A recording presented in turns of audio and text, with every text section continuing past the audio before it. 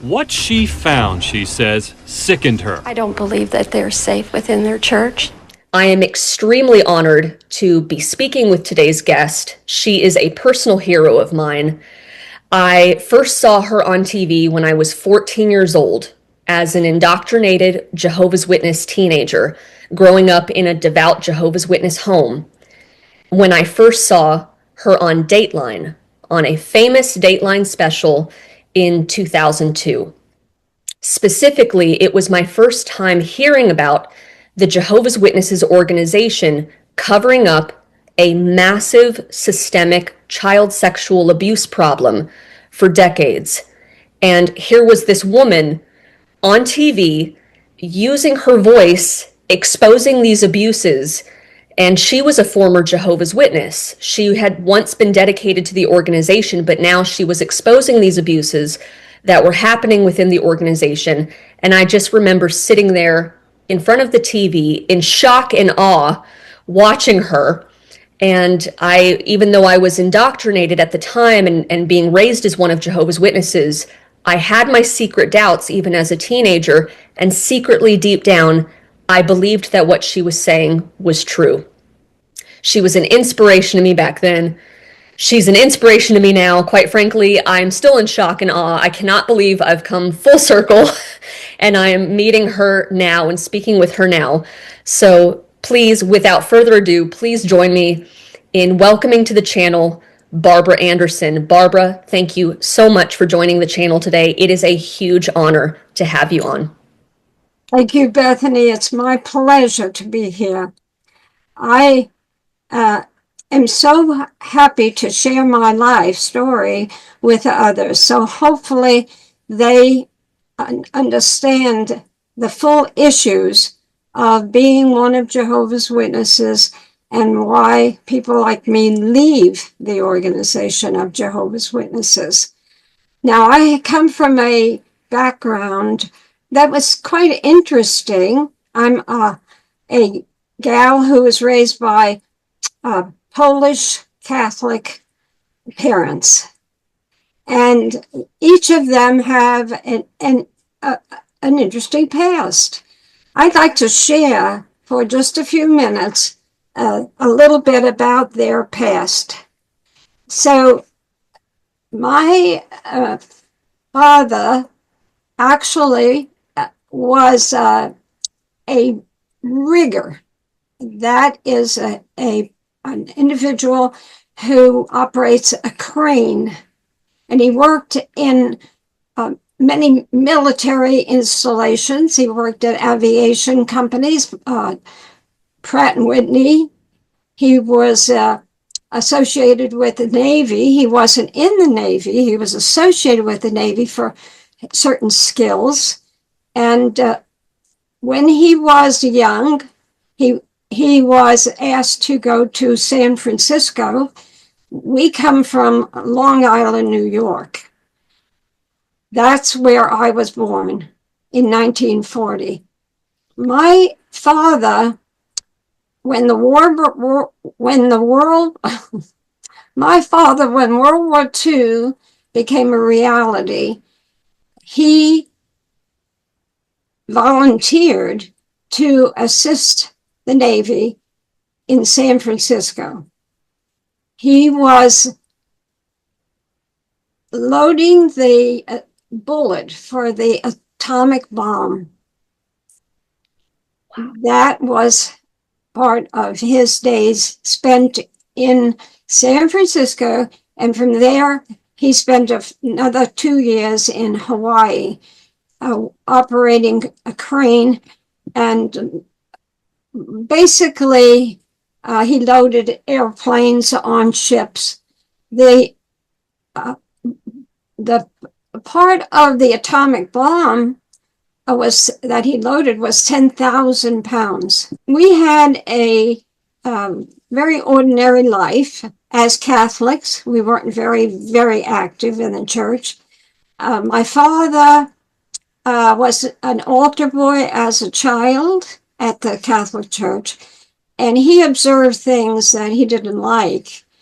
He used to tell us how he took the money that was donated to the church during church services, and he would take bags of money and put it in the back of the priest's car in the trunk. And then he would take the alcohol out of the back of the car and put it in the rectory. So as a child or a young man, he was sour on the church. We weren't active Catholics. Now, my mom, her background was very different. She was born into a Catholic family in Poland. So when she was 15 years old, her father put her on a ship and sent her to the United States. There were family members in the United States, and he wanted her out of the area, which was soon to be engulfed in war. So she came to the United States in 1930. Interesting part of her tale is this. Her father, when he was a young man, used to come to the United States by ship, and he visited Chicago. So he was familiar with the United States. He spoke 5 languages. His English was very, very good. Consequently, my mother knew some English when she came to the States, but her mother was a very zealous Catholic. So when my grandfather decided that he wanted to live in the United States, he came to Chicago. This is like turn of the century, so before World War I. Many Europeans did this regularly. They traveled by ship, they came to the States, and then they'd go back to Europe. And he met his wife to be on one of those trips. She also was from Poland, but she was going back and forth too. So they decided that they wanted to move to the United States. So he came to Chicago and he rented an apartment, and he brought one of their children with him. It was a boy. And then he was here in Chicago for a year. During that year, the apartment he rented for himself and his son had no icons hanging on the wall. In the Catholic religion, you have pictures of Mary and Jesus and crosses. But the woman who rented the place, he called her the landlady, she started talking to him about no hellfire, no Trinity. And she was Polish. Chicago had a huge settlement of Polish people. So he was adopting her ideas, and years went by. We never really understood until I pieced all of it together. He became very interested in what she had to say, that he was never interested in talking about anything except the Bible once in a while. But his wife was very dedicated to the church. His mother that came over from Poland and stayed a little while and went back to Poland. His wife became pregnant, and that would be my mother. But the priest would come to the house every so often, and they would argue about the Bible. My mother said that at nighttime she could hear them arguing, and my grandfather said, "Why do you teach that there is a burning hell for the wicked?" And the priest said, "People are like pigs; they have to be herded." She heard that, and as a child, she really didn't adopt the Catholic Church. It was just a name for their religion, and consequently, when she was put on the ship to come to relatives' house in Pittsfield, Massachusetts. She really didn't believe in much of anything about religion, but called herself Catholic. Catholicism is not an important thing in our lives, but education is. And on my mother's side, my grandfather he was the sheriff actually of the one town city where they lived. And they always discussed the world and politics, etc., like that. So she grew up with that, but not about religion. So when I was born, I'm second, my brother was born first in 1937, we didn't get much education about the church. We were just called Catholic. My mother was very embittered when the parish priest found out that he had Catholics living in the area that weren't coming to church. So he came visiting, and the first thing he wanted was a donation. So it wasn't a spiritual thing. And so we were kind of let loose on religious belief. None of us were active Catholics. The people who were new in my life, they weren't even active Catholics. And the war years really did a job on me because of the way it affected my family. My father was away for 3 years in the war. So I wanted to see a better world. And early at that time, a man came by house to house, I found out later. And we had a dog. And the dog barked a lot, and he was afraid of the dog. Anyway, my mother came out from the house and to talk to this man. I had a big fence, and he left a book with her, and that was around 1943. That book was in our porch library for years and years and years. The man never came back. And we figure it was because of this, said on the fence, bad dog, mad dog, whatever. So he never came back. But it was, we know from what the book was, it was one of Rutherford's books. So nobody read it. So even though I was always asking questions about the world and hoping for answers about a better world, it didn't happen. Well, that is a really interesting family background. Thank you so much for sharing, Barbara. Can you tell us more about this book, this Rutherford character, and how your family came to be involved with what you would find out is eventually the Jehovah's Witnesses?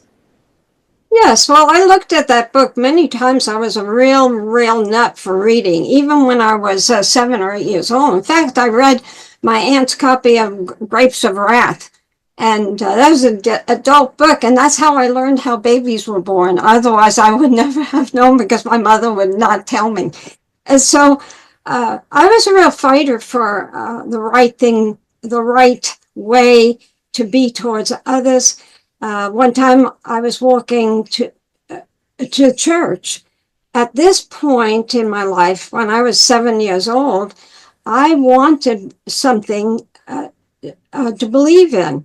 So Mother said I could go over to the church and take communion instructions, which the church wasn't far. We lived in an area right at the border of New York City. So we lived in Queens County, not Kings County. And so I would walk over to the church and take my instructions. And there was a little girl in the neighborhood, too, that would go with me. So I was also taking lessons at the YWCA, how to do tap dancing and ballet. There was a little girl in the neighborhood that would walk to the church, as I said. And one day there was a car parked on the side of the road, and there was a man inside of the car behind the driver's wheel, and he leaned over towards the passenger side. That's where the sidewalk was. And he beckoned for us to come over. And so my girlfriend, she was prone to do the things like that. But I was trying to hold her back. And when I grabbed her arm, I leaned down. And what happened was I saw that he had exposed himself. So I grabbed her and we started running to the church. And she didn't know what was going on. So as soon as we got to the church, I told one of the nuns what happened. She called the police, and the next day, we two little girls with our parents were standing before a lineup at the police station trying to identify the person. That was my first introduction into a sexual issue like that. Now, I'm going to school, and I have my little girlfriends. Two of my girlfriends were molested by the Catholic priest and told me about this. And they were latchkey kids. There was no dad, and the moms worked. So the girls would go over a few times a week to the Catholic church after school. And they had things for the kids to do. And that's where the priest molested them. There was no reporting to the authorities, and the priest was never dealt with. So there again, I'm beginning to realize the impact there in my life. I was very dissatisfied with the injustices. So I had a little girlfriend. I was 12, and we were doing homework in her bedroom upstairs, and she had a big window seat. And so we were sitting there doing the homework, and her father knocked at the door. Now, her father was a businessman in Manhattan, and he had wore the white suit. And my father was a blue-collar worker. This man was a businessman in Wall Street. And so he told his daughter that her mom wanted her for an errand downstairs, and would she go down there and talk to her mom about something. And he came in the room and sat down next to me on the window seat. And I was just at that age where I was impressed by this person. He talked to me like I was a grown woman. And while he was talking to me, this also was the age where we wore skirts. And he put his hand up my leg. And I understood right away what was going on. I never said a word. I gathered my books up. I stood up, gathered my books out, and walked out the door.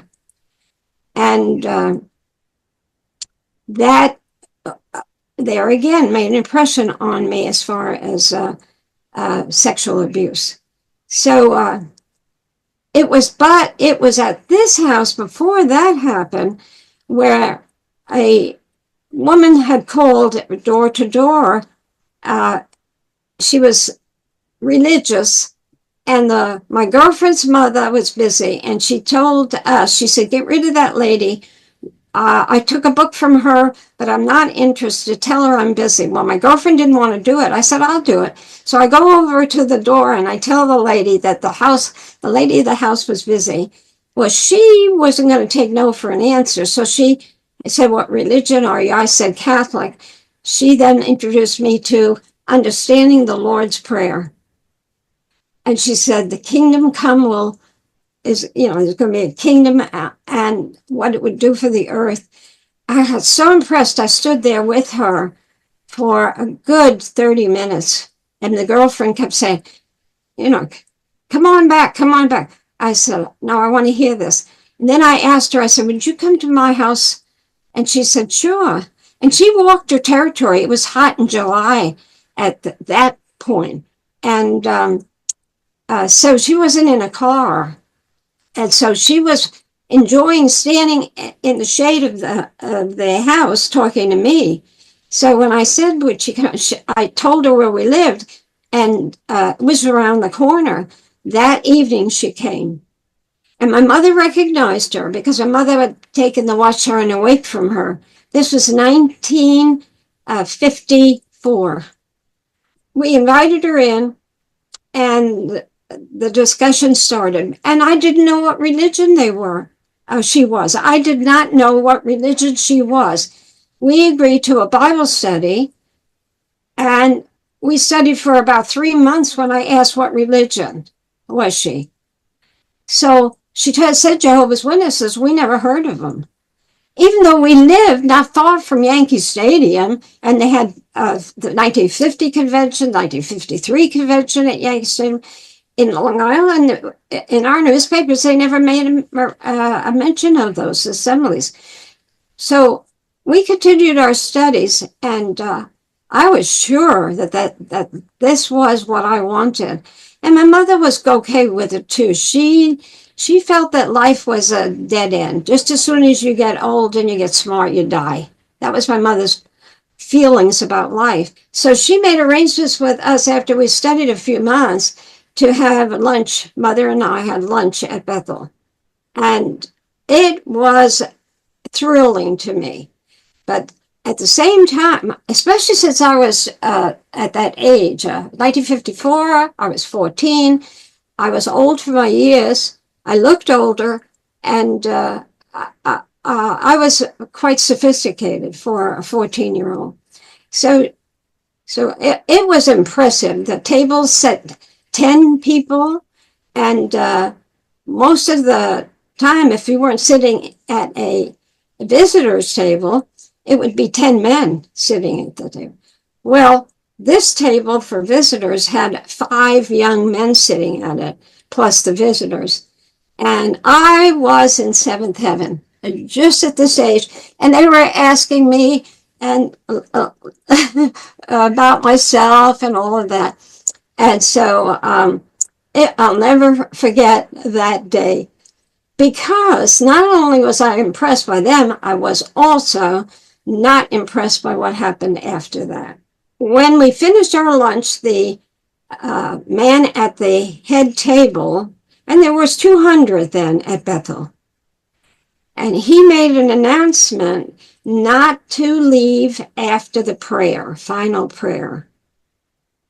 And everybody remained seated, and that's what we did. And then he called the names of 7 young men and asked them to come to the table, the head table, which they did. And he told them to stand by the wall. And this was Nathan Knorr, who was president of the organization then. And he berated these young men for the past weekend that they were at a party in Long Island and they were drinking. And he berated them so badly that told them that they were going to be, they're condemned to death for their actions and whatever. And after that, we were really shaken up.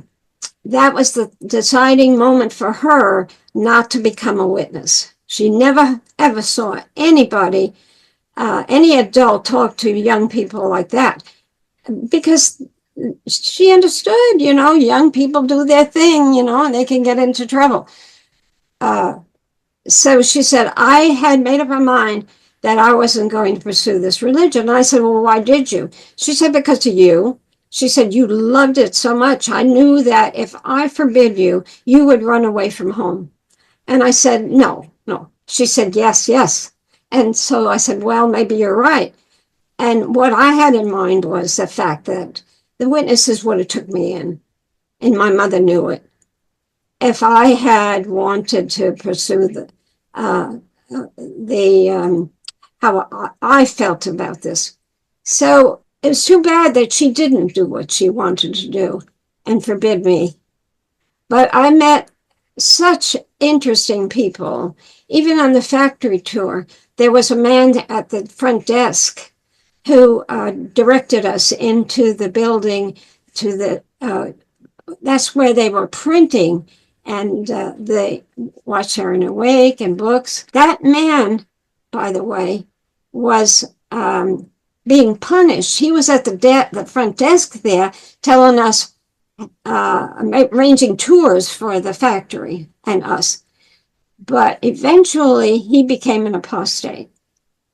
And his wife and he left Bethel.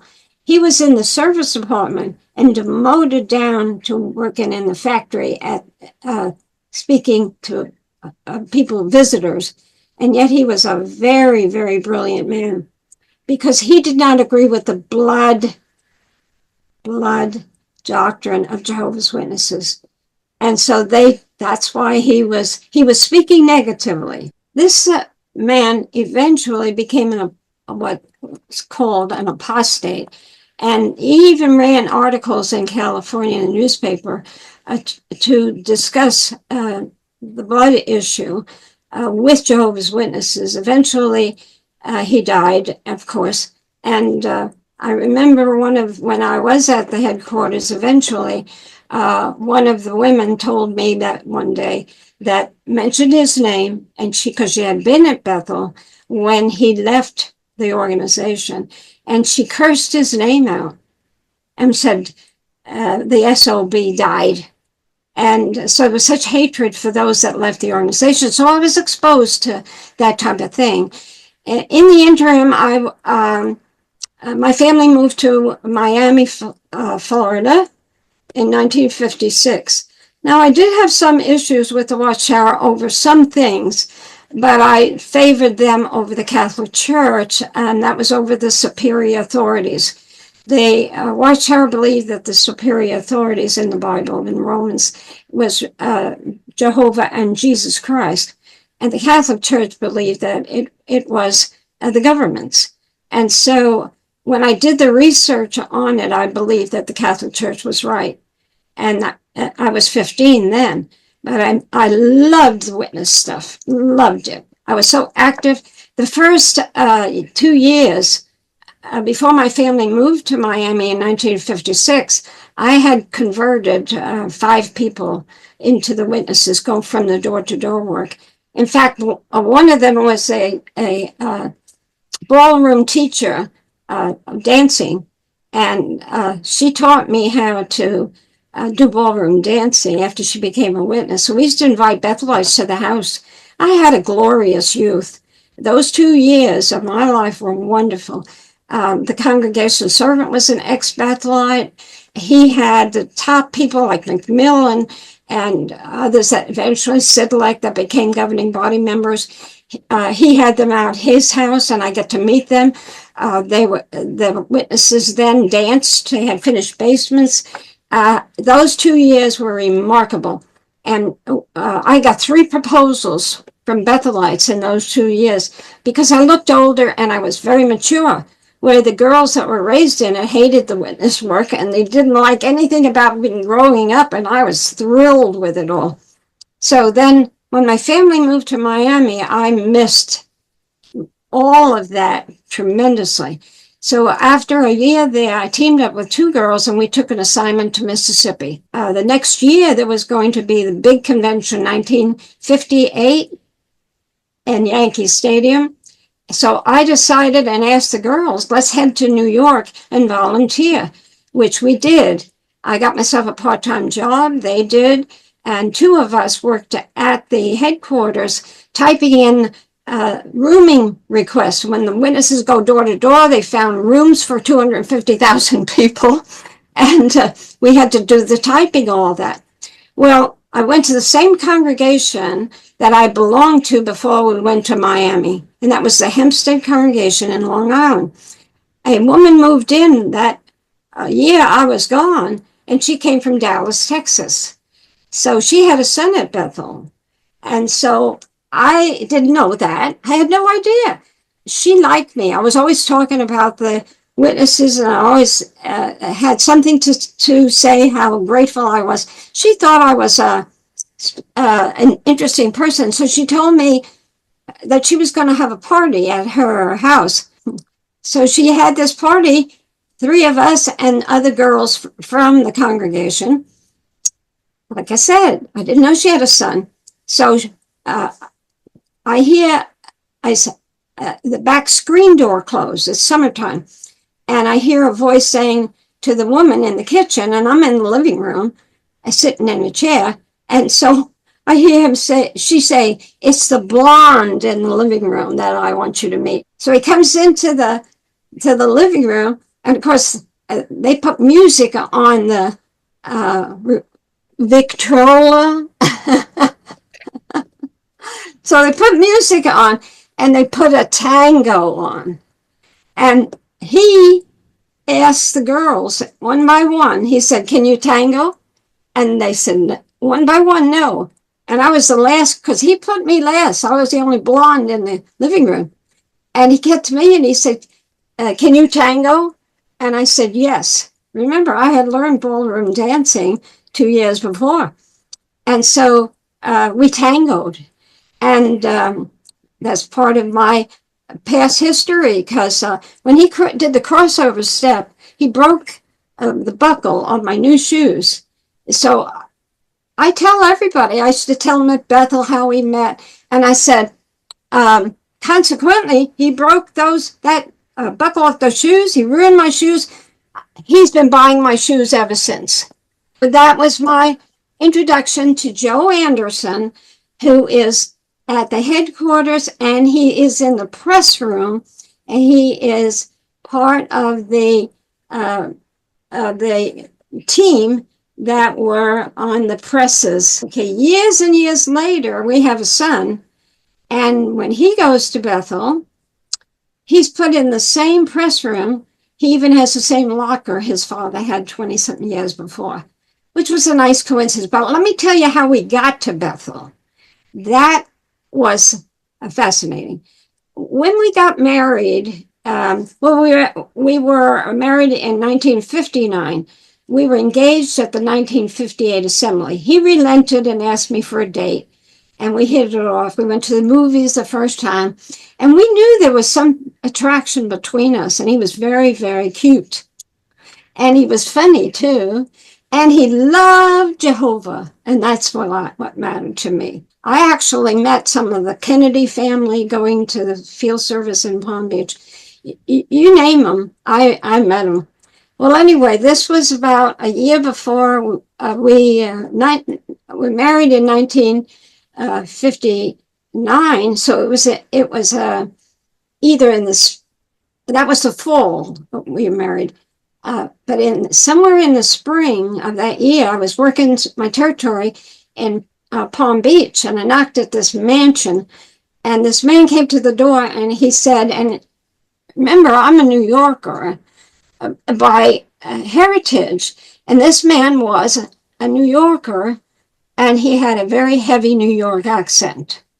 And he says, when I told him who I was, he said, in his accent, he said, I just talked to Nathan. And I said, Nathan who? He said, Nathan, your boss. And I said, my boss? I don't have a boss. He said, yes, you do. Nathan Noor. I said, you talked to Nathan Noor? And he said, yes. He said, I just finished signing the papers. He said, we sold Nathan the Squid buildings. And so what became the two buildings for the Watchtower Society to office buildings, and that's where the lobby was and everything, those two buildings were connected by a bridge over the road. That was the Squibb Pharmaceutical buildings, and they had just sold it to the society. So that night I called Joe up at headquarters. There is no announcement, nada, about this. And I said, guess what? I said, Watchtower, Nathan just sold the Squibb buildings. He said, what are you talking about? And so I said, and I told him, I said, the man told me. He said, oh, that's impossible. I said, it's true. You check it out. So he was the first one at headquarters, other than the people who ran the place, to find out about the purchase of the Squibb building. And he found out from me. in Palm Beach. We laughed over that for years. Lance, our son, was 19 years old. My husband and I pioneered on and off for years after he was born. So we prepared him for Bethel. I used to laugh over this. I'd say, when he was a child, as he was growing, I say, Jewish mothers say, when you grow up, you're going to be a doctor. I used to say, when you grow up, you're going to be a Bethelite. And that's how he grew up. So he pioneered as soon as he graduated from school and turned 19. That was the age that they accepted him then. And he went to Bethel. So we were thrilled. And a year later, we went to visit him. When we were there, we were ready to leave on Saturday, and we had toured and saw Joe's old friends from years and years before. When he was there in the 50s, many of his friends stayed at Bethel years, and they married girls, brought him into Bethel, and they were running the place. 20 years later, they had positions of authority at Bethel. So we ate lunch on Saturday with the Bethel family, and it was a half a day of work for most of the younger men. And Joe saw his overseer, Richard Wheelock, from 20 years before in the dining room. And after lunch, Joe went over to talk to him. And Richard remembered Joe, and they were talking. Joe was a licensed plumber. And he had, between pioneering, he was, and remodeling this old house, he was getting his plumbing business going. So Richard asked Joe, what did he do? When Joe said to him, I think Joe was like 49 then, and he says to Richard, you don't need any old folk here, do you? And Richard said, well, what do you do? And Joe says, I'm a licensed plumber. And he says, hold on, don't go anywhere. So he went to the phone, he called the service department, whoever was left there after lunch, who had to work the full day, checked the records, found out that Joe was, not only was he a congregation servant, he was elder, he was assembly servant, he was building kingdom halls, he was involved up to his eye teeth, plus he had pioneered, by the time we got to Bethel, he had pioneered us on and off for years. So when Richard saw that, what responsibilities, he said that just in another minute, he said, I'm going to make arrangements. Richard comes back and he says, I made arrangements. You're going to meet with the man who is the overseer of the construction work worldwide. You're also going to meet with Max Larson over the factories. So, of course, Joe knew Max Larson from years before, but he did not know about the fellow Underwood, who was the construction overseer of the world, as far as the witnesses were concerned. We met with both of them. Both of them told us what was going on. The Bethel family did not know that they had purchased the Bossard Hotel, and they had purchased the 1 million square foot Furman Street building right on the East River. Both were in disrepair, a real mess, and they were desperate for plumbers. We were accepted, literally accepted to Bethel within a few hours. And Max Lawson told us, he said, when can you come? Max spent more time talking to me than he did Joe, because he knew Joe, and he also knew Joe's past. But it's the women that the problem is, We're excess baggage to these husbands that are needed at Bethel. So he spent a lot of time talking to me, and he told me some interesting facts that most people don't know to this day. And one of them is this. The buildings that the society built, the new buildings that they built, they hired firms to build them, and then they finished the inside themselves. That is prohibited in New York. In the borough, in that borough, and there's a lot of politics there, and there's labor unions galore. So every new building has to be finished by a labor union. He told us why the Watchtower of all the organizations got to finish their own buildings inside, and they needed all this extra help. And the reason for that was, he said, is because he witnessed to the man who was the highest of all the labor unions in New York, and he witnessed to the Catholic man about the Lord's Prayer. And told me he set up the hope that man, with that Catholic man, that there was going to be a better world coming. And he gave permission then on for the Watchtower to finish with their own people the inside. And I've had many people ask me, and I never have told them. I never have gone into it. But they thought that Jehovah was really with them. So, Barbara, can you take us from this point? So you're in Bethel now with Joe. We went home. Okay. Back to Tennessee. On our trip home, I said to my husband, this has really spoiled our vacation. I said, I got to go back home. And we were told we'd get a letter in the mail, which we did in 2 weeks. And we were back in June to live there. Mm-hmm. And it was so unbelievable. Our whole world was changed. I've been working part-time, and then I was working full-time because we took on this mammoth thing on this house. Joe was working for a builder. I was a plumber for a development that was underway. I was working for the builder, and he had a office, and he also had a business where he could buy things for the houses that he was building. He could buy wholesale. So I was managing that affair. He's the one that told me, he said he could see that I had ability, and I had already been able to type. As a kid, I learned how to type. I did my own shorthand. I worked in different companies in West Palm Beach as a young woman.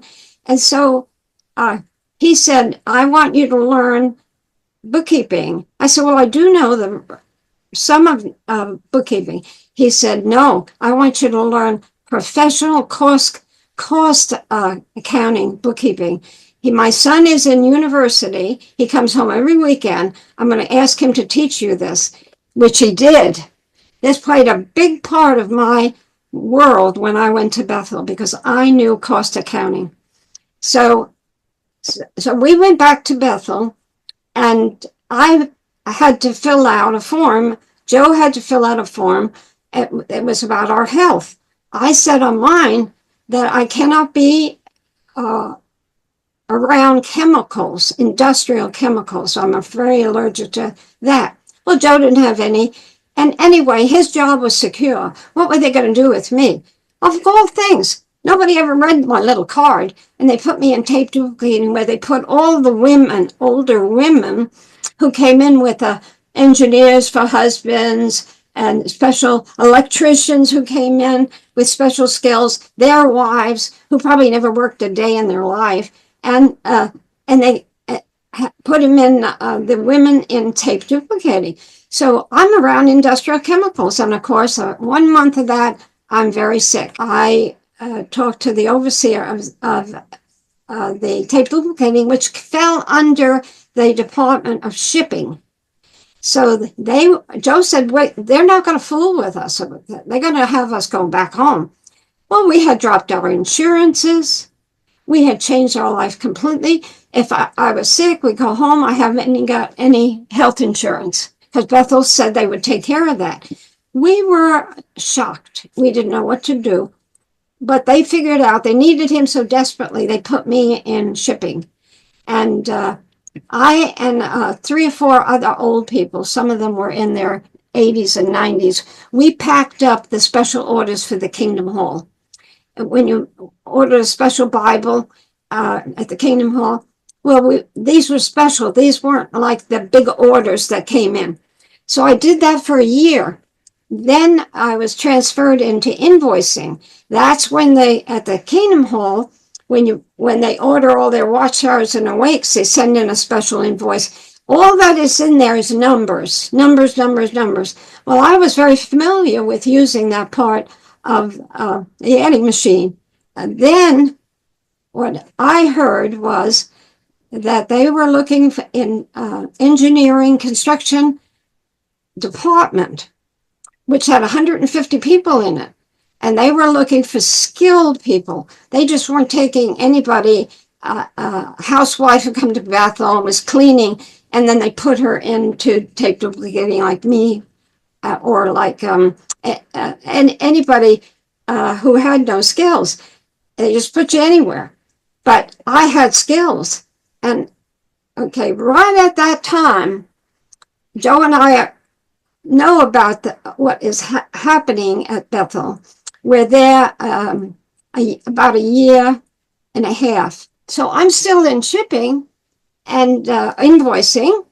And he tells me he's about at Bethel for a number of months. And he tells me they're looking for a professional type person to work in engineering who has the skills of what's needed there to assist people like himself and so forth. So I go to see the guy who's head over the whole world construction.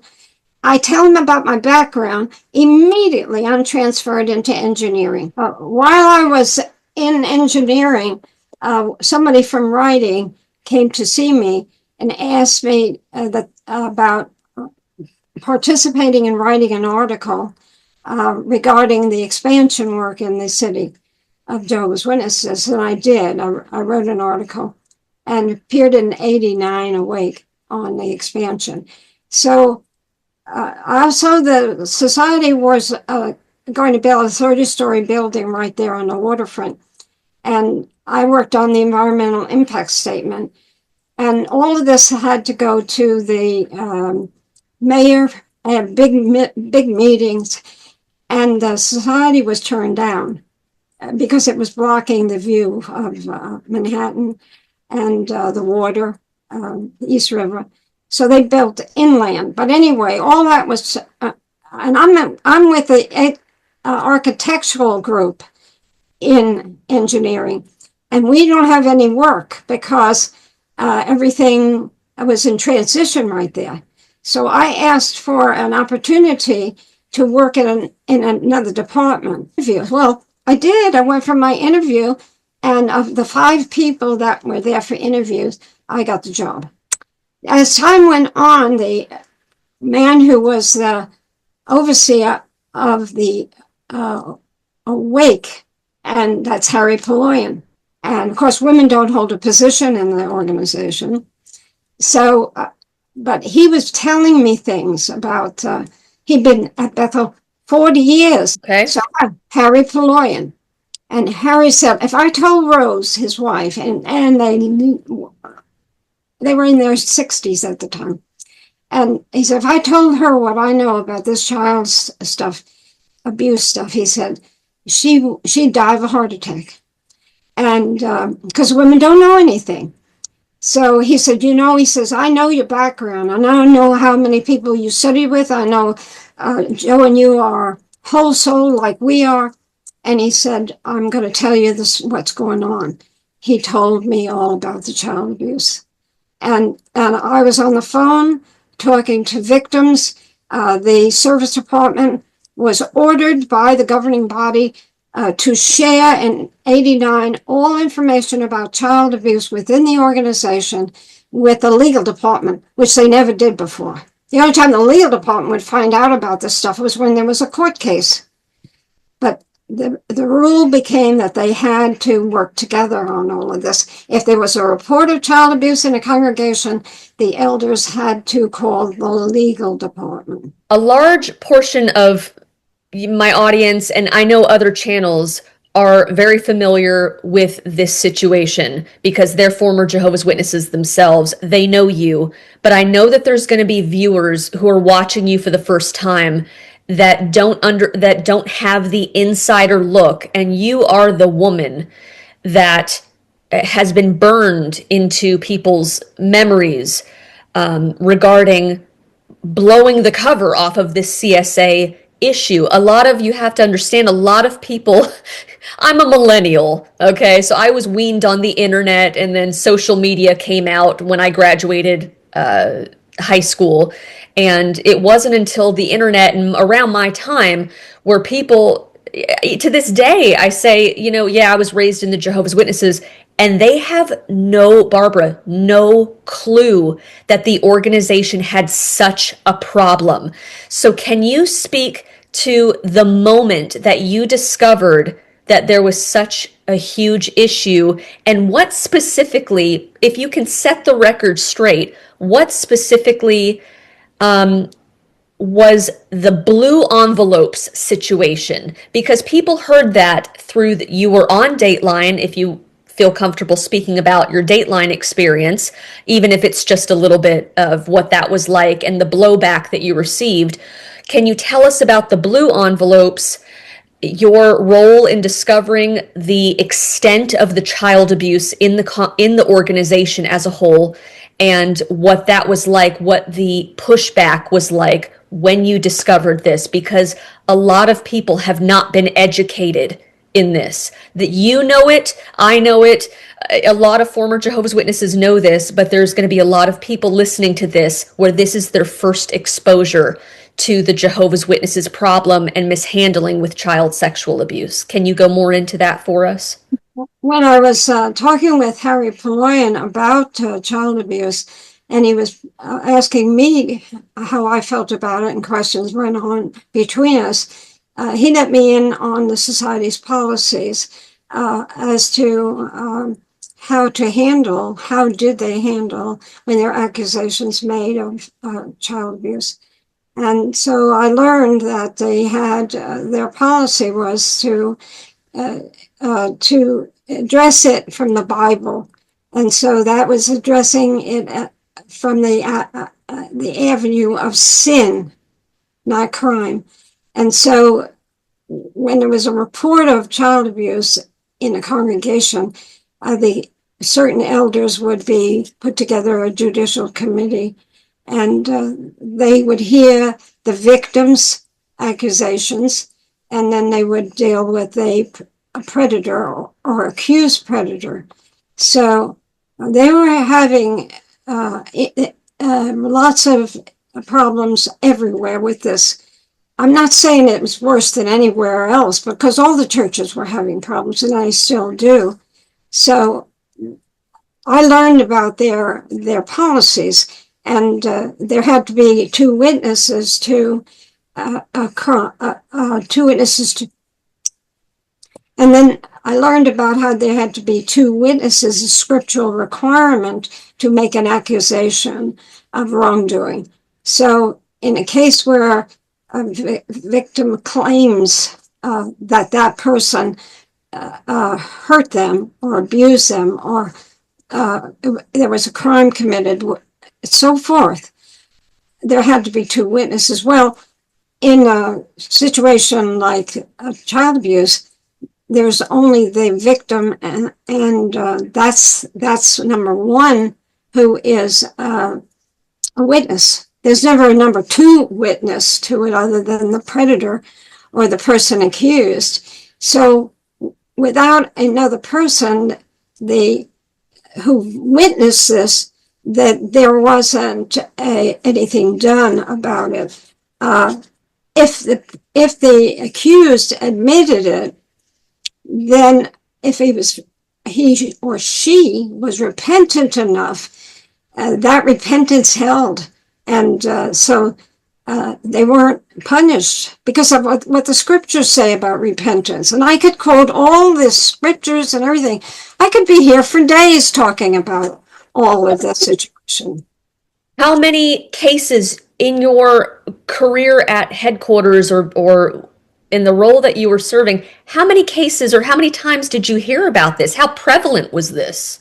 Well, the last year I was there, I was hearing them every day. I was talking to people. I got permission to make telephone calls to witnesses and non-witnesses who were in the health business, the mental health business.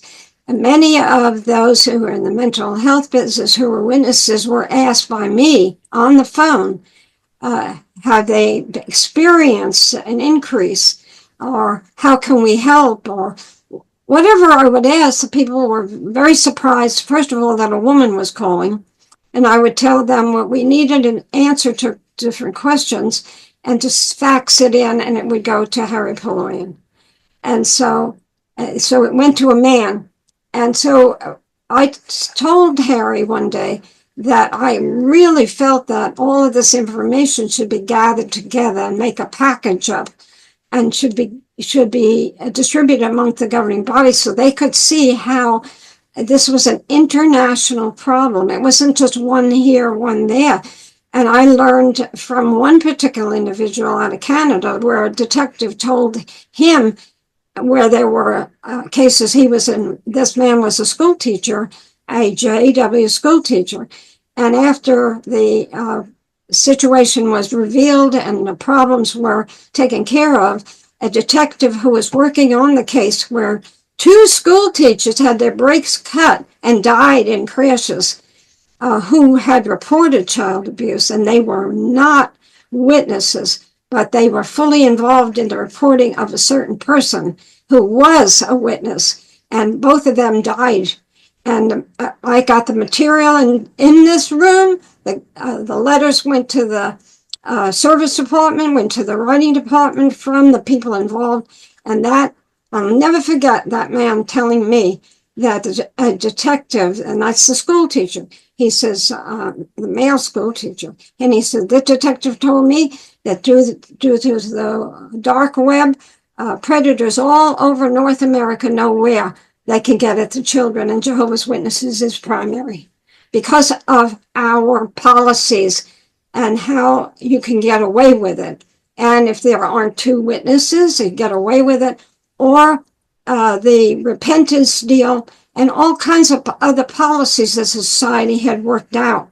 At one point, I'm sorry, at one point, was it true, because I've heard this, was it true that the child who had been abused, a minor, would be forced to confront their abuser within these judicial committees? Yeah, that's right. So that was changed in 2016 out of Canada, actually, at a big case in Canada. So they had on the books in Canada, due to a certain circumstance, I'm talking about legal books, it was put in there that no victim has to confront an abuser. But prior, for a very long time. But that wasn't regard just to the witnesses in all cases. So then in the United States in 2016, the policy was part of the policies of the Watchtower in the United States and around the world. So that mess was over. I mean, the accusations of the individuals against the person were graphic, were awful. They had to confront the person would lie. There was all kinds of extremely awkward, horrible places. Some of the elders would ask personal questions of women about the abuse, and did this happen, that happened, explain it to me. That went out the window. They said no more of that. I had played a part in all of that, working with a select group of men in the writing department. The article that came out on child abuse, the article that came out in the October 8th, 91 Awake on child abuse, excellent article. The Watchtower got more response from the readers of the Awake on that article than any other article that was ever published other than an Awake magazine on animal what's that, experimentation. That Awake got more letters delivered to the headquarters on the issue of child abuse, except one other article in the Awake, and that was on animal experimentation. So people really love their dogs, and they really love their kids. The cover of the Awake featured the child abuse issue is 17 pages on information, also on reporting laws, on how to deal with children who are abused, or very, very excellent information. And it was extraordinary, the response from readers. And so as time went on, we were getting a handle on it. And then I made the suggestion that the governing body fully be aware of everything. So I put together I'd say it was a good foot high almost of material to give the governing body, and so they could see this is an international problem. I also told Harry that I had to leave Bethel because my mother was ill and I had to go home. And so he delivered that package to each member of the governing body 2 weeks after I left in December of 1992.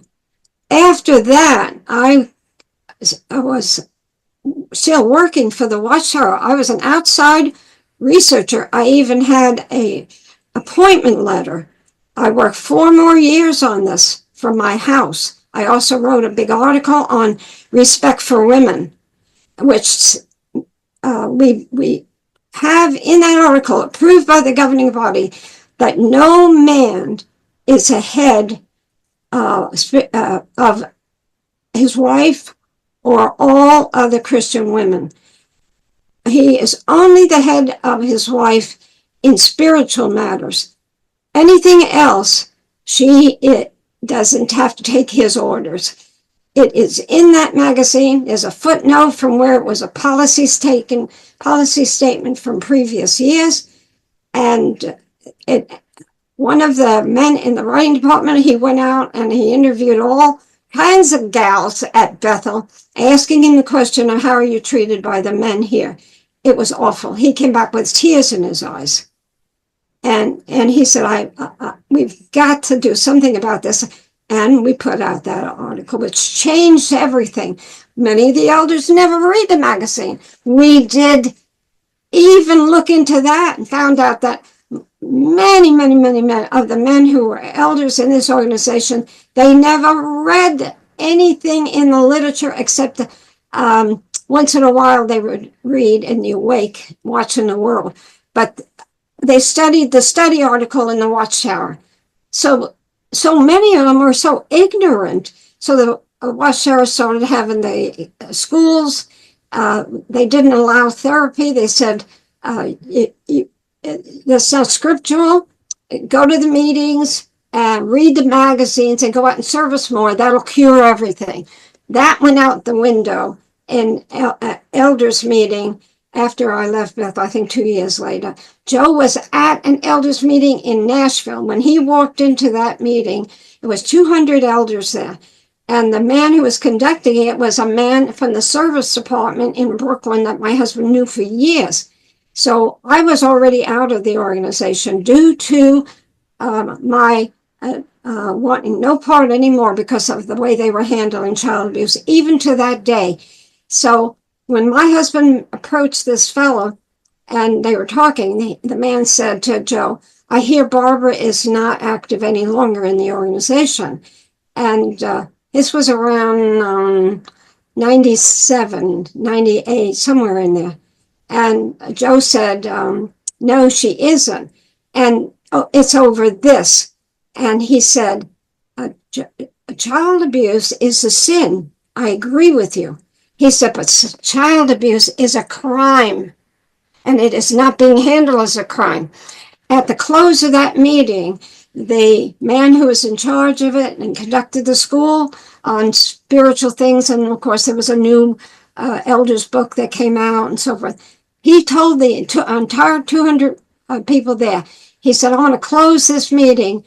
We've discussed child abuse and the issues, and I'm going to tell you again and again, child abuse is not only a sin, it's a crime.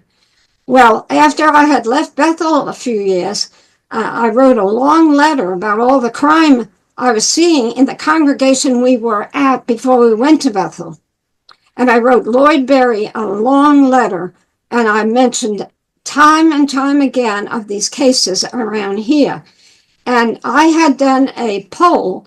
I asked 2 elders in 3 congregations who are old friends of ours. And I said, I just, out of my own curiosity, we've been gone 11 years. How many public, not private, cases that your congregation has seen over 10 years, nearly 11 years? And I said, I don't want to know anything about what's private and secret in your records. Public knowledge. Between the 3 congregations, it was 18 in an 11-year period. And this was public knowledge. How many was in the files that wasn't public knowledge? So I wrote Harry Poloyan, and out of that one, I also wrote Lloyd Berry, who was overwriting a long letter about this. They started making changes. Harry Poloyan responded to one of the complaints I had about known child abuse men who were having kids sitting on their lap at the Kingdom Hall during the meetings. One guy we knew, everybody knew he was a child abuse. It was in the police knew. And they were doing something about all this. This guy, every time he turned around at the Kingdom Hall, he had a baby in arms. A Grandpa Russ. Everybody, kid called him Grandpa Russ. One time I go into the Kingdom Hall and I see a little girl come in running ahead of her mother. Well, this man and his wife, this pedophile and his wife studied with them. Well, anyway, he's standing there talking to someone, and we don't have a big lobby at this Kingdom Hall. So I turned around just as this little girl, she must have been 4 years old, she ran in and she put her face into his privates. And in public, and we had the circuit overseer that day. And he and his wife were younger people and had been at Bethel years before. But they weren't old circuit overseers. They had that youthful vigor still. And as soon as I told Joe, I said, this is what I saw. I said, Russ has got kids on his lap during the Watchtower study. And I said, I'm going to talk to the sir. He said, listen, you do it. You found all of this out. He says, I will stand beside you. I understand everything, but it's your finding. And so I told the circuit overseer, as soon as it was over, I said, he came off the platform and I said, you see those 2 doors back there? I said, I've got to tell you something. And I said, if you don't do what I ask, I'm out of those doors. And he knew we were former Bethelites, and he knew what I had done at Bethel. And so I said, I'm out of here. I'll never come back. I'll never cross the threshold of a Kingdom Hall until something is done about this. Told him what it was. I said, and so consequently, he called a meeting. Every man in responsible position in that congregation had to meet in the back with him. Afterwards, I wrote Harry Poloyan. After that, within 2 months, a body of elder letter came to every congregation in the world, and it said, do not allow anybody who has a history of molestation to hold a child on their lap at the Kingdom Hall, or no familiarity at all. I was seeing them, they were getting away with it at parties, or they go visit somebody at the house. Nobody knew that the guy was a molester. I found out through some of the people that I was talking to, and still I didn't talk much about what I did at Bethel. So they were all in the dark, and these men who committed these crimes were not reported to law enforcement. That's exactly right, because there wasn't 2 witnesses, or they repentant. That was my letter to the governing body member, Lloyd Berry. I said, this is repentant, this is ridiculous. And I went into detail upon detail about this. Eventually, they got it in their heads, and they did it right.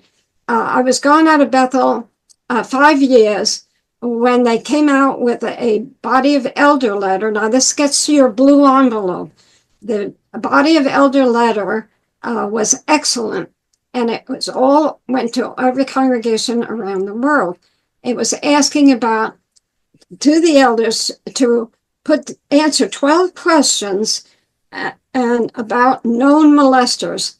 And if you have knowledge, people who are in position or were in position of responsibility in the congregation, that is someone who the records show or you know personally they are known, which means that through a court of law or a judicial hearing or something. Now, there's all kinds of circumstances that people can be accused of being a molester, and years later, they've never done anything wrong again.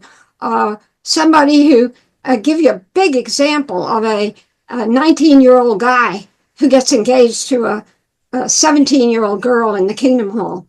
And so they have sex before they're married, and the parents don't like the guy. So they report it to the police as rape or molestation, especially molestation, not rape if they're under 18.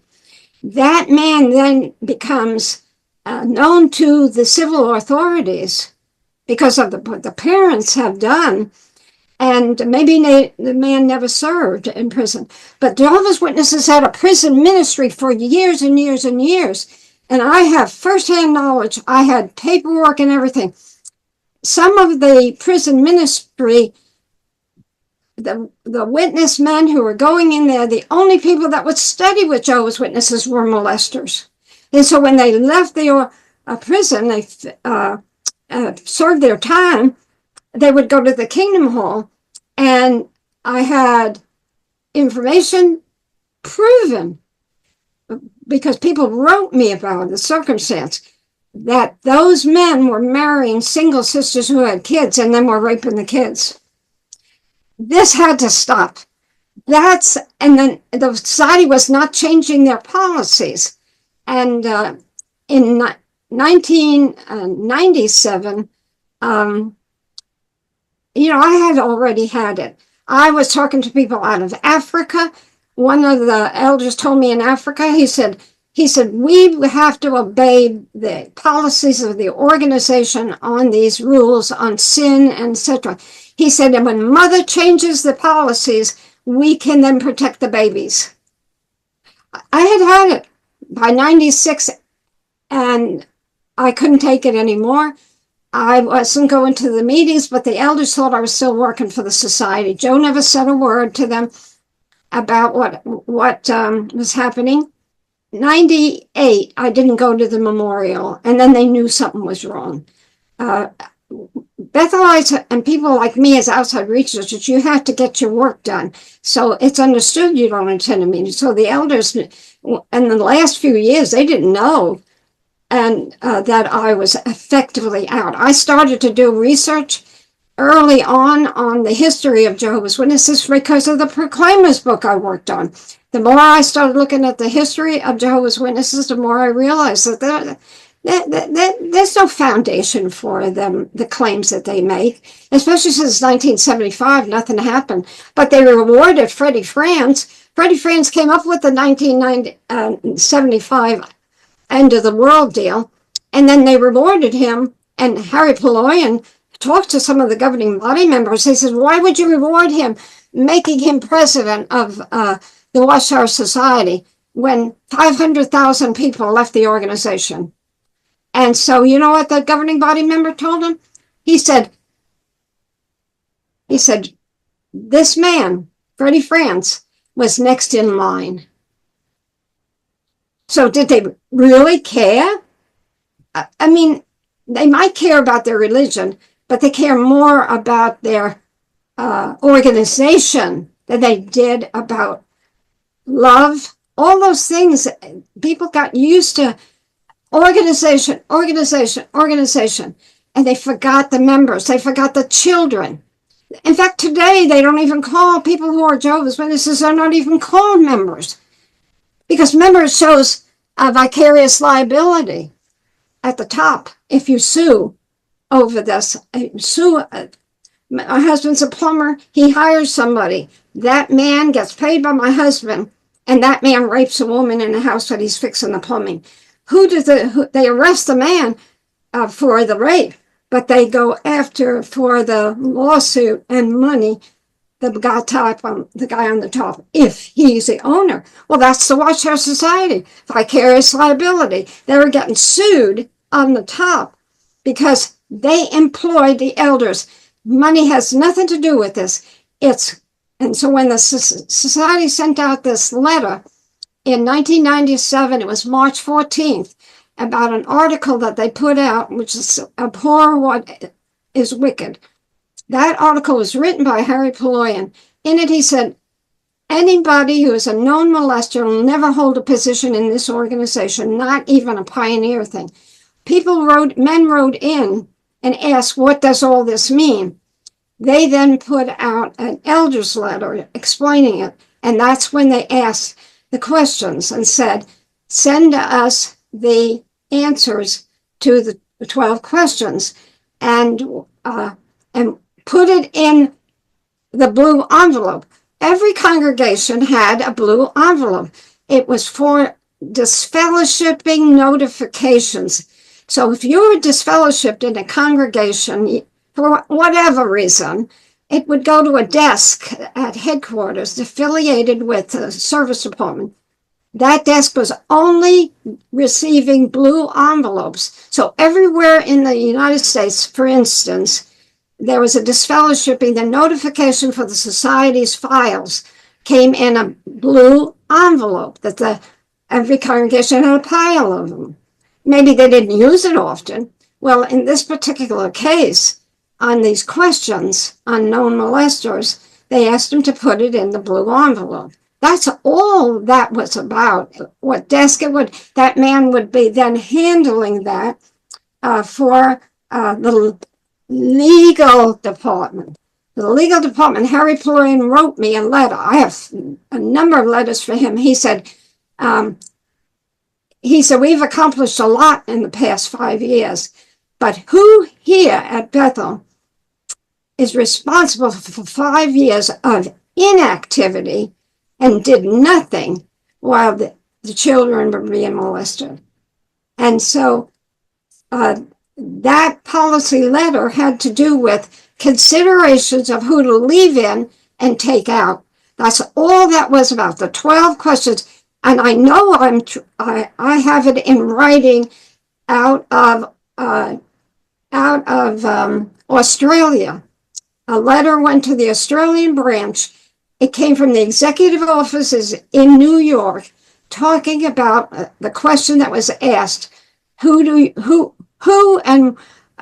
in this 12 question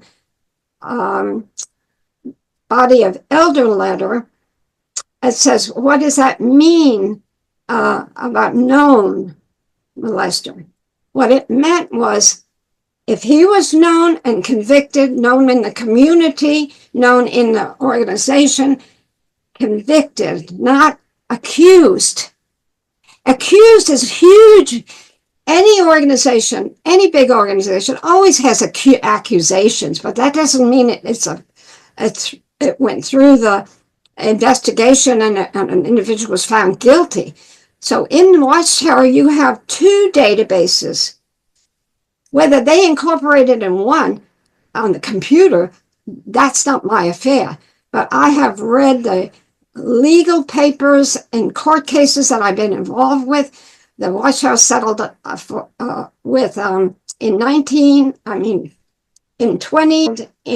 2008. A mammoth case. They paid $12.5 million settlement to 16 victims and 9 lawsuits. The transcripts of all of that are horrendous to read. I have them all. I put them on a CD years ago. They're on my Watchtower documents. All of the paperwork is on the Watchtower documents website, watchtowerdocuments.com. And we learned so much from those court cases about the Watchtower's practices and policies. I learned that the settlement was $12.5 million due to an error. I wrote to a courthouse and I asked them, I said I wanted to buy all of the transcripts from this particular case in your courthouse. Inadvertently, I got paperwork by mistake from a settlement. The settlements are off, you never are told unless it is permission. But these cases, the settlements were never told.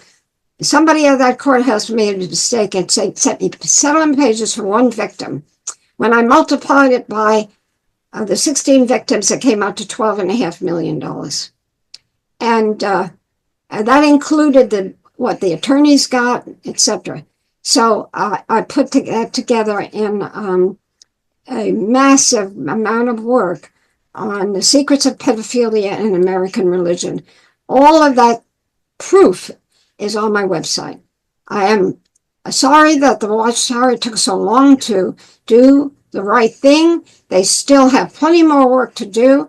There are plenty of elders out there. I received this morning a massive letter from someone about how many elders are hiding child abuse. This is my responsibility to get involved in any of particular cases, but I've been taught by the best of lawyers what has been going on, how come they're winning. There's two big cases right now in one in New Jersey, one in New York. One of them goes back to a particular case I know of from many years ago. The children have grown up and now are suing the society. Vicarious liability that they're trying to escape. There has been, especially in recent years, a massive reckoning with Watchtower, Barbara. And I meant to ask you, I'm sorry to harp on this or to circle back around, but this was such a significant event for us underlings who were not in your position.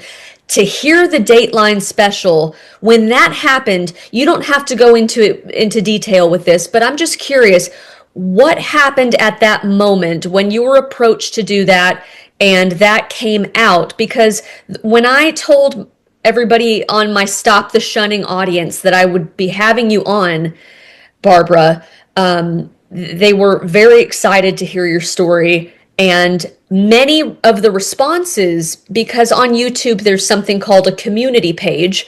So I told everybody on my community page that I would be speaking with you, and they said, "Oh, I remember the Dateline special, and I remember that there was an announcement made during the midweek meeting that there was going to be a special coming out, a news organization." They didn't even mention Dateline. They just said there's going to be a news organization that's going to be spreading apostate lies. Be careful. Don't watch this program. And like I said, Barbara, I was raised as one of Jehovah's Witnesses. My father was in Bethel in the late 60s to early 70s. He's still an elder to this day. He's been an elder since the arrangement has been instituted. My mother has always been a devout Jehovah's Witness since she was born. She was born in the early 50s. And my parents and I sat and we watched you. That's why this is so wild talking to you now. You probably get sick of hearing that. But at 14 years old, I remember sitting watching you and thinking, wow, we're not supposed to be sitting here as a family, as a Jehovah's Witness family, sitting watching you, and yet we were. And in my blood and guts and my intuition, I always knew something was off about the Watchtower organization. I didn't 100% believe, but I was still stuck in it because it was my parents' religion. So when I mentioned it on my YouTube that I was going to have you on, a lot of people said, "Oh yes, I remember the quote Dateline special, and I remember that they warned us not to watch it." So I am very curious, if you don't mind getting just a little bit into that while we have just a little bit of time left. Yes. What happened after that specifically? After a number of years endeavoring to help Jehovah's Witnesses leaders put in place good child protection policies, at the end of 97, I quietly left the religion because I believed that Jehovah's Witnesses leaders were culpable for covering up the crime of child sexual abuse committed by Jehovah's Witnesses. One of the ways they did this was by not reporting abuse to the authorities. In addition, I knew that men who were known to have been convicted of child abuse in the past were being appointed to responsible positions in Jehovah's Witnesses congregations by claiming repentance, and they continued to molest children. In 1999, I decided to make the world aware of the Watchtower's irresponsible and negligent behavior, hoping that this way Jehovah's Witnesses governing body would change some of their policies and practices that did not protect children, but protected child molesters. But how? I decided to break what I call the 11th commandment. I laughingly call it that. Thou shalt not go public. That's the 11th commandment. I broke that. I went public. In early 2001, I flew to New York. There were circumstances behind the scenes we don't have time to go through how I got there. It happened through Christianity Today magazine a few years before.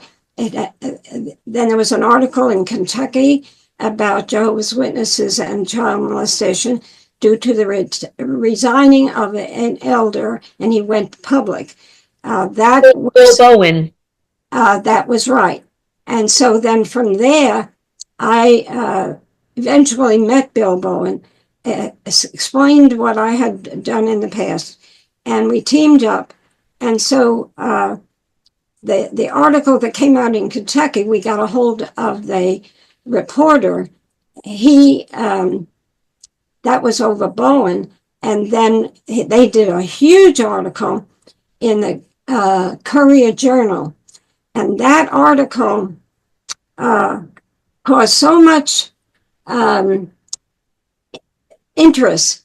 Even the states around Kentucky, all the paper boxes, and you could read the title. Well, the title on the page, the front page, was about Jehovah's Witnesses and child molestation.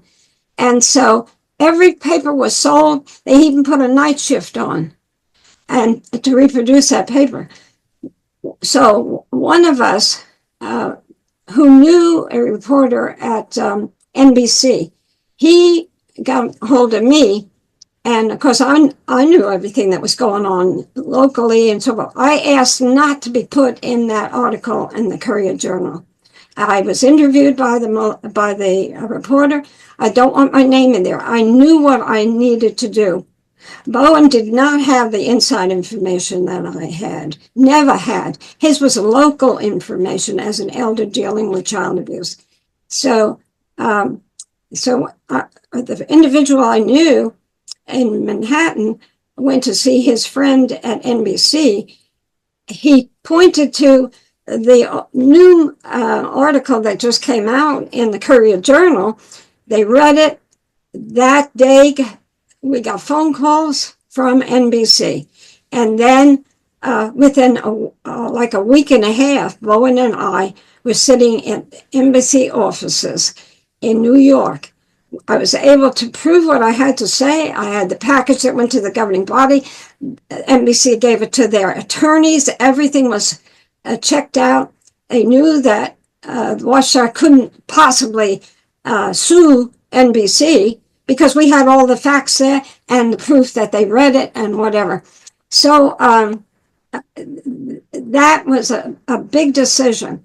It was early 2001 that I flew to New York to be interviewed for a TV documentary show on NBC's Dateline program discussing the Watchtower Corporation, how badly it managed child sexual abuse perpetrated by Jehovah's Witnesses. The broadcast aired May 28, 2002. So what happened to me and Bowen? We were disfellowshipped. The society kept calling NBC. We actually finished the whole Dateline program the year before, in 2001 in the spring.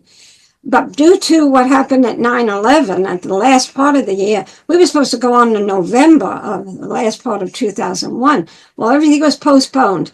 So Bowen kept calling NBC and to find out when. The society kept calling because somebody I knew here in Tennessee whose kids were molested. And I told her about the Dateline.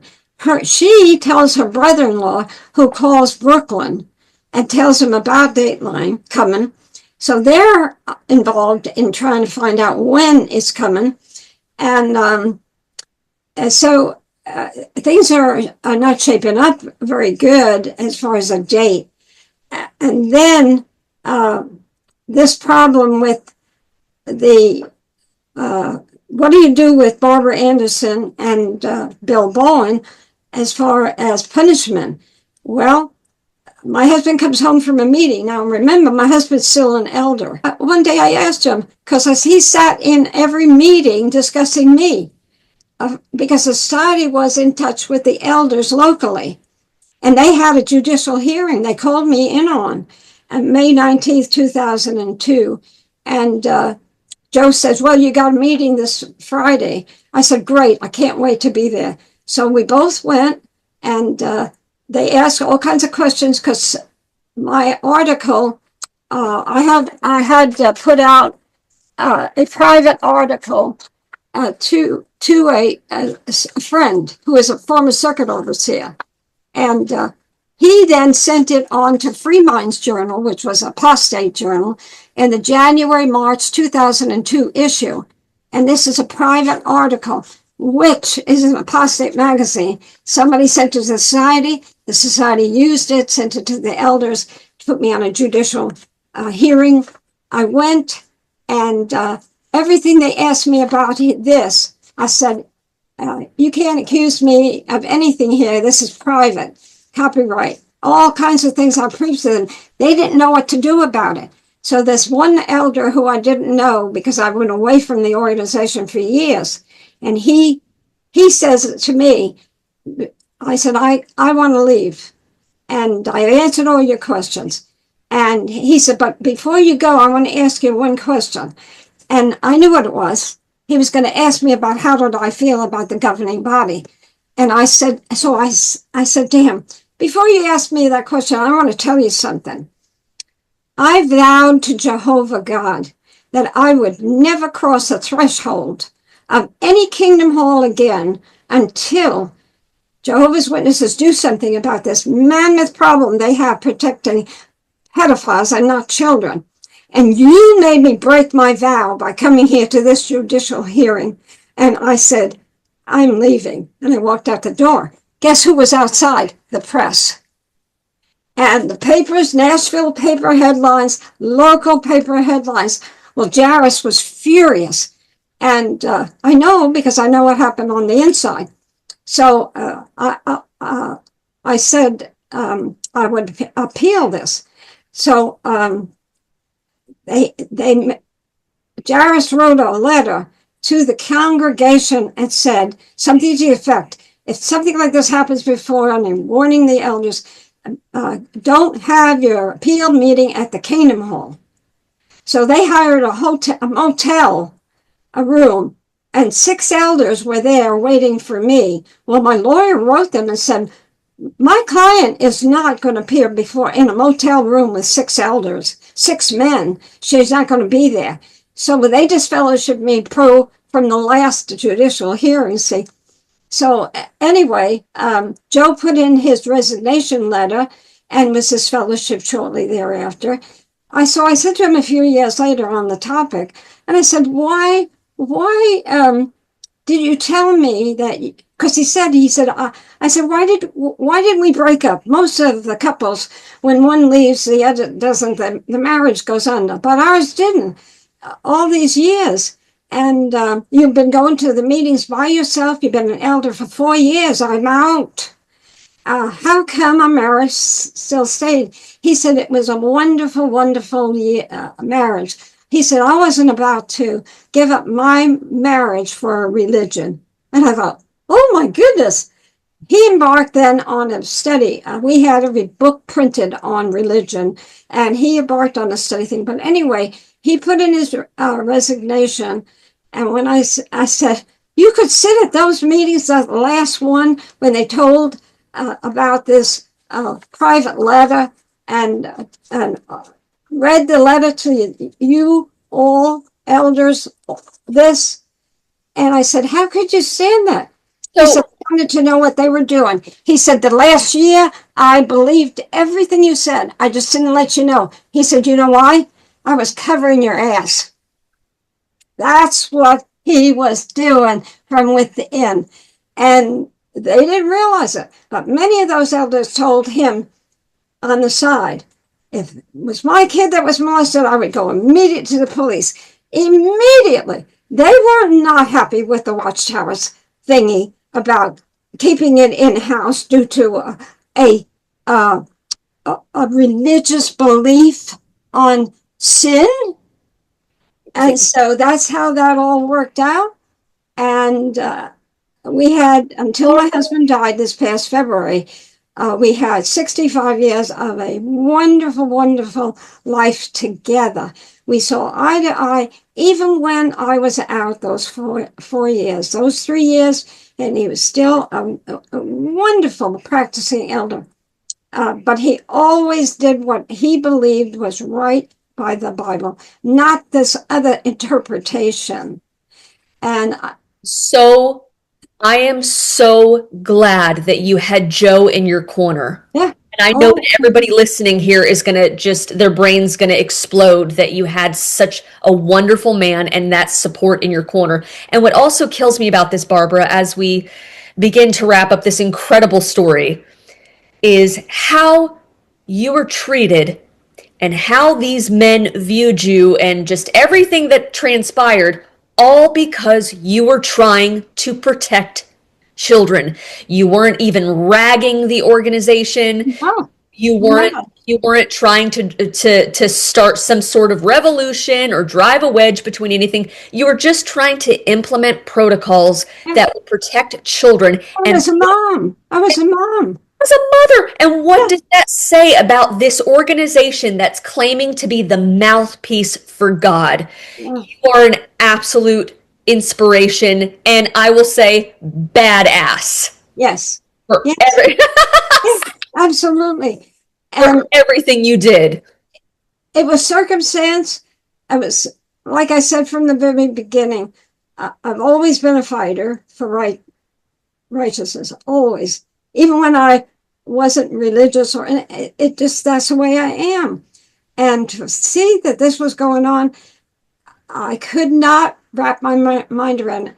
I got a letter last night through email, and the woman who wrote me that letter, it must be 20 pages long. I'm not exaggerating. It's the longest letter I have ever received.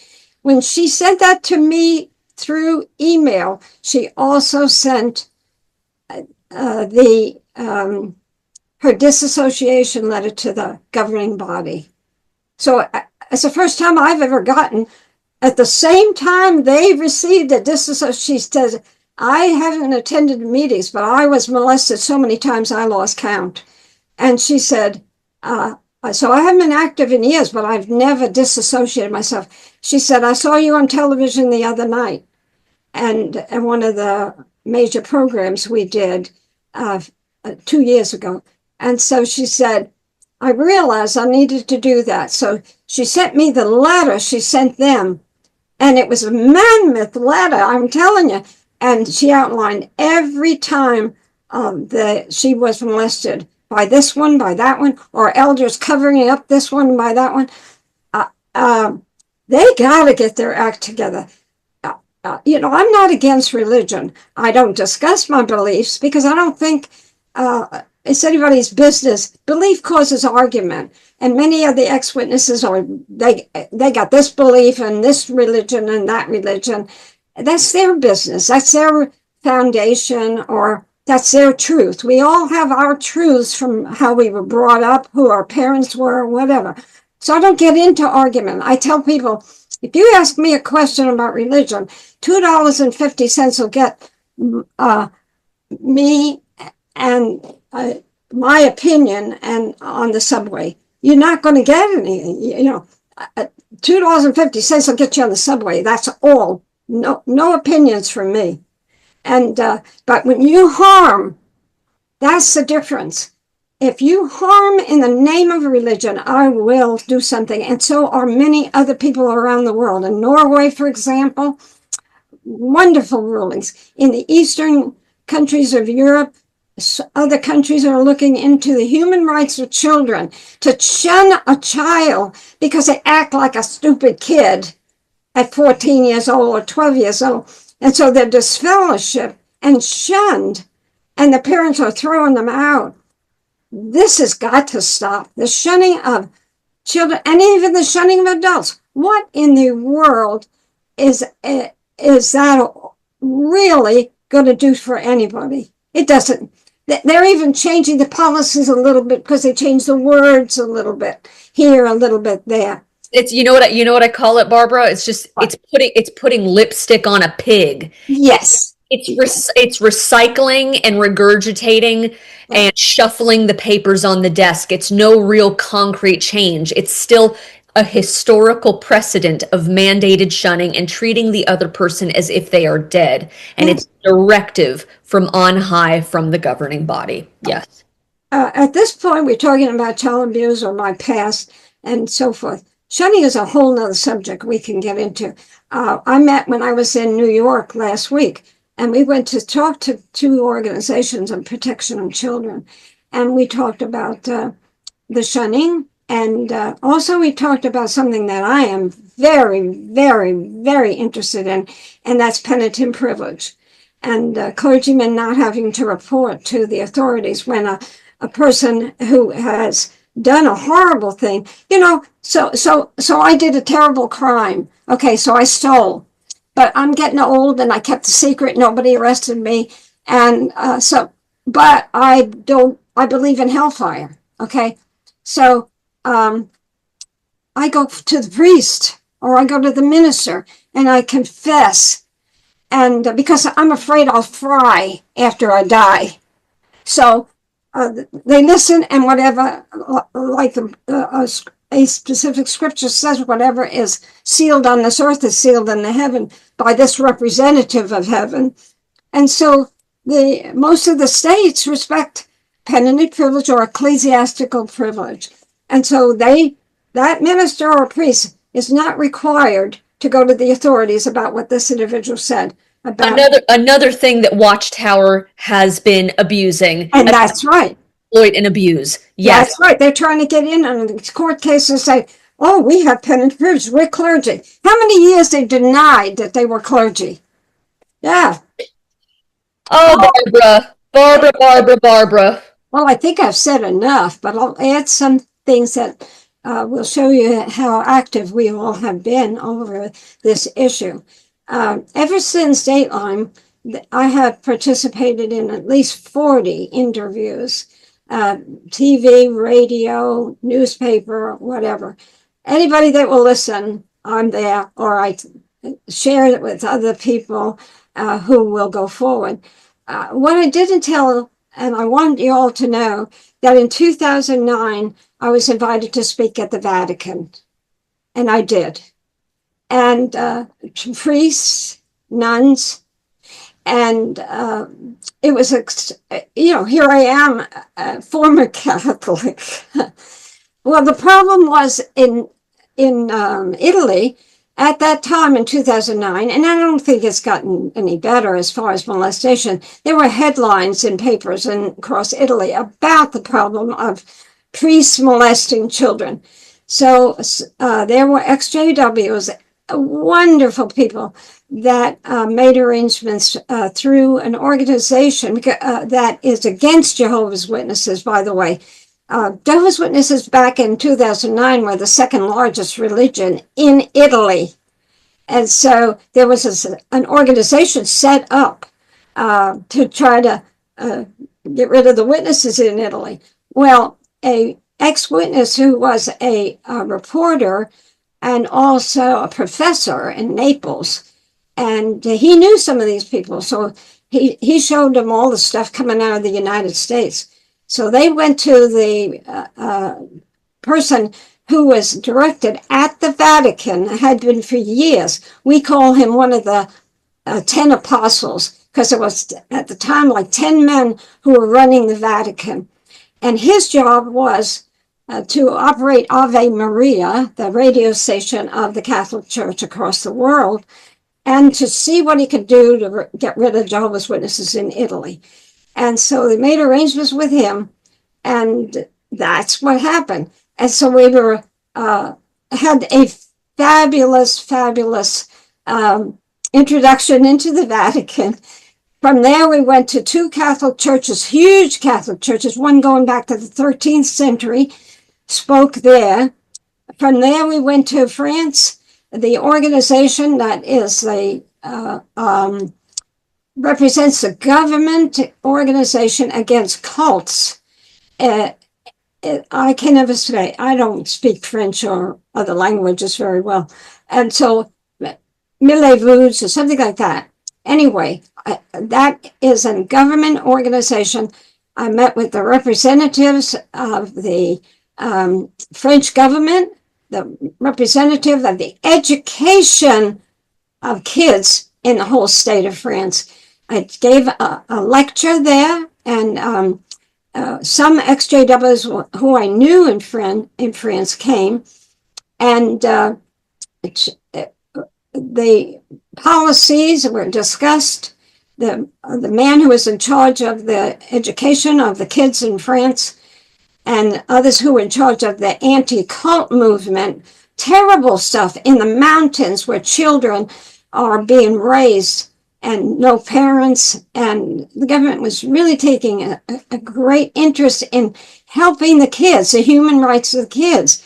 So we spoke there. From there, we went to entirely five countries to speak.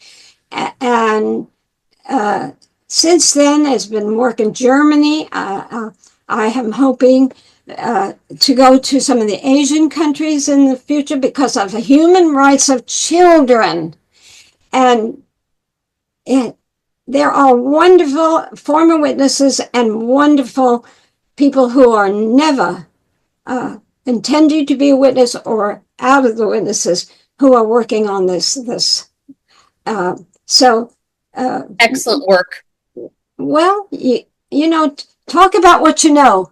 I don't know anything else except all the years and years of. But you are a wealth. I think.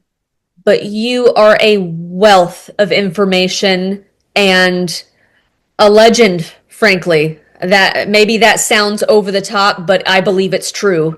Like I said, you've been doing this for so long, but with the advent of social media and the internet, people are discovering you and your contribution. So, Barbara, thank you so much for all the work that you continue.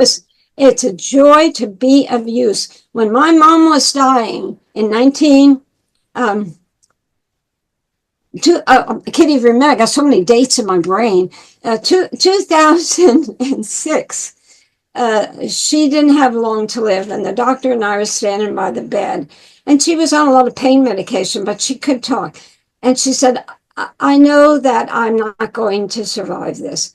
So she said she had disease, and then at the end, pneumonia set in. So she knew she didn't have long. And she said to me, I would like to see how this is all going to turn out, but that's okay. I know you're going to do fine in this. And she said, and the doctor was standing next to me, and actually he was holding my hand because he was so moved by my mom. And so she said, you know, she was 91. And so she said, I'm not of use anymore at this age, so I can go to my rest. And he had tears running down his eyes. And what I haven't said here is that how our son has shunned us for over 23 years. I've got two grandchildren. I don't know. One of them I never knew her name even until somebody else found out her name was Olivia. And he has shunned us because I went public. He told us it was because he went public. He wanted to keep it in-house. We taught him never to forsake Jehovah's Witnesses. And so we had that responsibility. But listen, he can belong to any religion he wants to. He's 63 years old, as long as he doesn't do harm. The same with his kids. Joe and I faced that up, that we were responsible for this. But anyway, they're good people. And It is their obligation to not cause harm. If they want to believe that, whatever they want to believe, that's their right. And I believe in freedom of expression. The sorrowful thing to say is Jehovah's Witnesses fought at the Supreme Court level, I think 129 cases, and won, I think, like 47 of those cases. They established the freedoms for everybody in the United States to have freedom of speech and freedom of religion. And they forbid their people to have freedom of speech and freedom of religion. That is one big problem. You speak truth, Barbara. You speak truth. I do welcome questions through my website, watchtowerdocuments.com. There is a link, and they write to me. I might not answer immediately because of the situation. There's so many, but I will. And if they have a problem, a specific problem, I can usually point them to the right direction, to what legal people they could be talking to in their state, and make them smile again. That's really what I really want them to do. We only have a short while we're on this earth, and to go through what children of Jehovah's Witnesses go through, they don't want to be adult Jehovah's Witnesses, and they're shunned. This is sick, just absolutely sick. So something is taking place around the world with governments looking into this. And thanks to people like you, you allow me to speak my piece. Thank you. Thank you, Barbara. Barbara, words cannot express the gratitude that you came on my channel today and shared your story. Huge highlight of my life, frankly. Thank you for your timeless activism. Your tireless activism, and which is timeless. Your tireless efforts in activism over the years, being an advocate for CSA survivors and for trying to instigate change and, trying to help people who are still trapped in Watchtower. Your contribution and your bravery is an inspiration to so many people over the years and continues to be for me and countless others. Just thank you, a huge thank you from the XJW community and me for everything that you've done. Again, if you enjoyed this interview, please like and subscribe, share this interview with other people, send it out so people can hear Barbara's story. She is an invaluable resource into Watchtower's history and to this issue. Again, Barbara, thank you so much for coming on the channel today. I really, really appreciate it. It was a huge honor. Until we meet again. Yes. Bye. Bye.